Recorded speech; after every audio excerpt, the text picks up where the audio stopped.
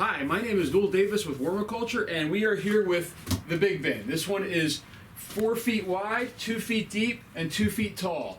And this bin is a couple years old now. The lid is starting to rot out a little bit, which happens on these.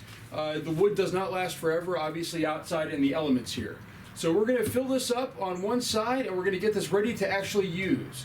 So the first thing we're going to do is we're going to put some newspaper in the bin. And the reason why we're going to do that, come on over, is we're going to lay this down in the bin on top of the PVC pipes here that we put in here. These are 3/4 inch. We're going to do that to kind of block this area off. And the purpose of this is to make sure that the material that we're putting in doesn't just fall down into the bins below right away. So we're just going to put a couple of these in. We're going to layer it up a little bit just so it has a little bit more strength to it. Just like that. So now this is ready. What we're going to do is I have, as I've shown you guys before, how to shred cardboard. I have a lot of shredded cardboard here. This entire box is filled with shredded cardboard. I'm just going to start dumping this in.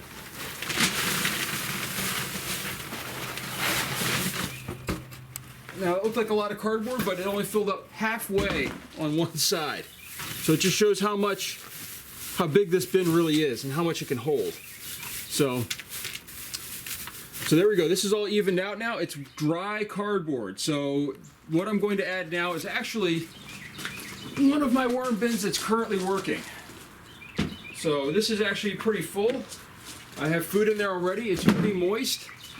As you can see, there's leftover stuff from juicing. There's probably a pound or two of worms in here, but this is just a start for the bin. And I'm actually just going to dump this entire bin in here. And the reason why I'm doing that is because I want to have the material in there, the composted material already in there. So there's some stuff stuck in here, but this material is already composted. It has a lot of microbes, and that's going to be very important to getting the worm bin going and this bin going more. Now, the other thing we're going to add is probably going to add some food, which I don't have currently with me, but we're going to add some food in there. We're going to mix it up a little bit, and that way this is ready to go. And then this needs a lot of food to stay working. This is actually at my parents' house. They use a lot of food scraps, and this size is actually really perfect for them because of how many parties they have. They go through a lot of vegetable scraps. So this size works. So let's go over just a few features here. One, this is held up by these posts right here, which are 4x4s. And then we have 2x4s on the inside, and then we have some insulation in here, which is about the same depth as the 2x4s, and that insulates this during the winter and summer to keep it cooler or hotter if you need it. And you can always add, of course, water bottles with preheated or cooled water to kind of cool it off or heat it up. The lid, we reinforced with some 2x4s and some little stripping here. Now this is, as I said, this lid is starting to go. This bin seems fine, but this lid gets the brunt of water, and water sits on it, and it's starting to kind of rot out a little bit. But it works pretty well. We put a vent in the top. Unless you're doing this inside, I do not recommend a vent in the top. This gets a lot of water drainage right into the bin. We actually have to cover it with a plastic cover, and it still gets a lot of water. This is dry right now. The first time it rains, this will be completely saturated because of this vent right here. And that's something that probably when this, after this year, we might replace this lid and maybe drill some holes in the sides here to vent it instead. So the last part of this bin is this section down here.